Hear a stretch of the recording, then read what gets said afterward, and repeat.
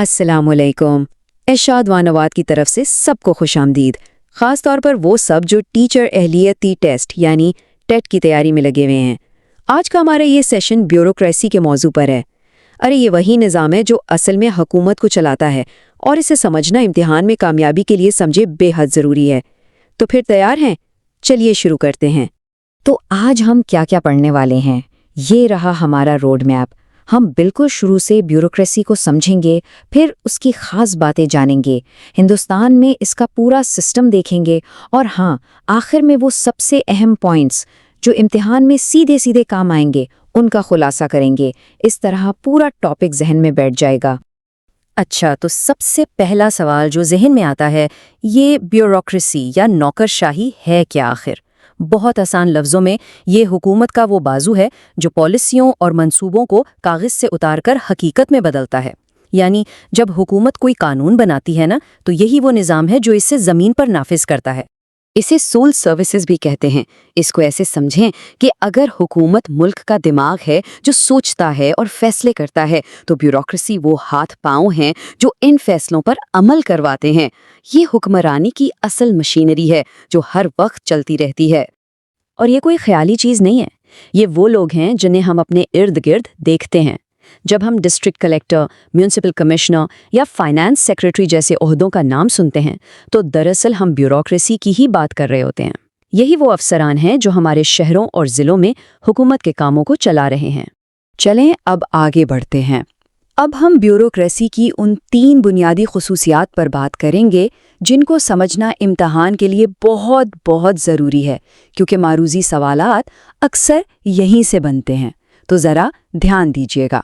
इसकी पहली और शायद सबसे बड़ी खासियत ये है कि ये एक मुस्तकिल निज़ाम है। ज़रा सोचें, हर 5 साल में इलेक्शंस होते हैं, हुकूमतें बदल जाती हैं, नए वज़ीर आज़म और वुज़रा आ जाते हैं, लेकिन मुल्क का निज़ाम तो नहीं रुकता, है ना? क्यों? क्योंकि ये ब्यूरोक्रेसी, ये सिविल सर्वेंट्स अपनी जगह कायम रहते हैं। यही चीज़ हमारे पूरे सियासी निज़ाम को एक इस्तेहकाम देती है। ये नुक्ता बहुत अहम है। एक सिविल सर्वेंट से ये तवक्को की जाती है कि वो सियासी तौर पर बिल्कुल गैर जानिबदार रहे। इसका मतलब ये है कि हुकूमत किसी भी पार्टी की हो, पॉलिसी किसी भी नज़रिए की हो, उनका काम है कि वो उसे पूरी ईमानदारी और कारकर्दगी से नाफिज करें। उनकी वफादारी किसी सियासी जमात से नहीं, बल्कि सिर्फ और सिर्फ रियासत से होती है। और तीसरा उसूल है गुमनामी, जिसे एनोनिमिटी कहते हैं। मतलब सिविल सर्वेंट्स पर्दे के पीछे रहकर अपना काम करते हैं। अगर कोई पॉलिसी कामयाब होती है या नाकाम, तो उसकी तारीफ या तनकीद का सामना अवाम के सामने वज़ीर को करना पड़ता है। वज़ीर ही पार्लियामेंट को जवाबदेह होता है, जबकि सिविल सर्वेंट खामोशी से अपना काम जारी रखता है। ये स्लाइड दोनों के फ़र्क को बिल्कुल साफ कर देती है। एक तरफ हैं सियासी एग्जीक्यूटिव, यानी हमारे वुज़रा जो अवाम के वोट से आते हैं और जिनका वक्त मुकर्रर होता है, और दूसरी तरफ है मुस्तकिल एग्जीक्यूटिव, यानी हमारे सिविल सर्वेंट्स जो इम्तिहान पास करके मेरिट पर आते हैं और हुकूमतें बदलने के बावजूद अपनी नौकरी पर कायम रहते हैं।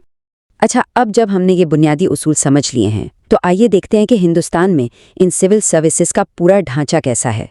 ये जानना बहुत ज़रूरी है कि ये निज़ाम आखिर मुनज़्ज़म कैसे होता है। देखें, हिंदुस्तान में सिविल सर्विसेज को मोटे तौर पर 3 हिस्सों में बांटा गया है। सबसे ऊपर हैं ऑल इंडिया सर्विसेज, जैसे IAS और IPS। इनकी भर्ती तो मरकज़ी हुकूमत करती है, लेकिन ये मरकज़ और रियासतों दोनों जगह काम कर सकते हैं। फिर आती हैं यूनियन या सेंट्रल सर्विसेज, जो सिर्फ और सिर्फ मरकज़ी हुकूमत के लिए काम करती हैं, जैसे कि हमारे सफारतकार। और आखिर में हर रियासत की अपनी स्टेट सिविल सर्विसेज होती हैं। तो सवाल ये है कि इन अहम ओहदों पर लोग आते कैसे हैं? जाहिर है, एक बहुत ही सख्त मुकाबले के इम्तिहान के जरिए। मरकज़ी सतह पर UPSC और रियासती सतह पर पब्लिक सर्विस कमीशंस ये इम्तिहान मुनक्कद करवाते हैं। इनका मकसद ही ये है कि सिर्फ सबसे काबिल और अहल लोगों को मेरिट की बुनियाद पर चुना जाए, ताकि निज़ाम बेहतरीन तरीके से चल सके। तो असल बात यह है, ब्यूरोक्रेसी सिर्फ एक इंतज़ामी ढांचा नहीं है, इसकी अहमियत इससे कहीं ज़्यादा है। ये समाजी तरक्की और सियासी इस्तेहकाम की बुनियाद है। अब हम ज़रा ये समझेंगे कि इसका किरदार कितना बड़ा है और सियासी लीडरशिप के साथ इसका रिश्ता कैसा है।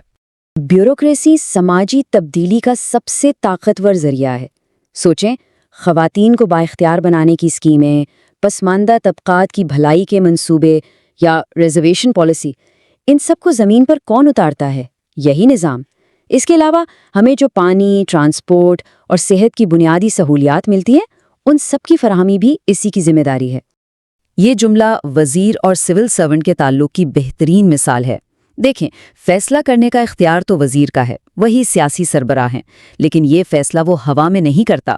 اس فیصلے کے پیچھے وہ گہری معلومات، اعداد و شمار اور سالوں کا تجربہ ہوتا ہے جو سول سرونٹس فراہم کرتے ہیں۔ یہ ایک ٹیم ورک کی طرح ہے۔ اور اب ہم آ گئے ہیں اپنے سبق کے آخری اور سب سے اہم حصے پر۔ سمجھ لیں کہ یہ آپ کی فائنل ریویژن چیک لسٹ ہے۔ ان نکات کو اپنے ذہن میں بالکل پکا کر لیں، امتحان کے لیے یہ سب سے ضروری ہیں۔ تو چلیں جلدی سے ان 5 اہم ترین نکات کو دہرا لیتے ہیں۔ 1. بیوروکریسی مستقل انتظامیہ ہے۔ 2. اس کی 3 خصوصیات یاد رکھیں: مستقل، غیر جانبدار اور گمنام۔ 3. اس کی 3 قسمیں ہیں: آل انڈیا، یونین اور اسٹیٹ۔ 4. اس کا کام استحکام اور سماجی تبدیلی لانا ہے۔ اور 5. جواب دہ وزیر ہے لیکن معلومات اور مشورہ سول سرونٹ دیتا ہے۔ بس یہ 5 نکات اس پورے موضوع کا نچوڑ ہیں۔ جاتے جاتے ایک سوال آپ کے لیے چھوڑ کر جا رہا ہوں، ذرا اس پر سوچئے گا کہ یہ جو سیاسی غیر جانبداری کا اصول ہے، یہ کس طرح اس بات کو یقینی بناتا ہے کہ حکومت کا کام بغیر رکے چلتا رہے، چاہے الیکشن میں کوئی بھی جیتے یا ہارے۔ اس پر غور کرنے سے آپ کا کانسیپٹ اور بھی مضبوط ہوگا۔ اپنی تیاری جاری رکھیں، اگلے سیشن میں پھر ملاقات ہوگی۔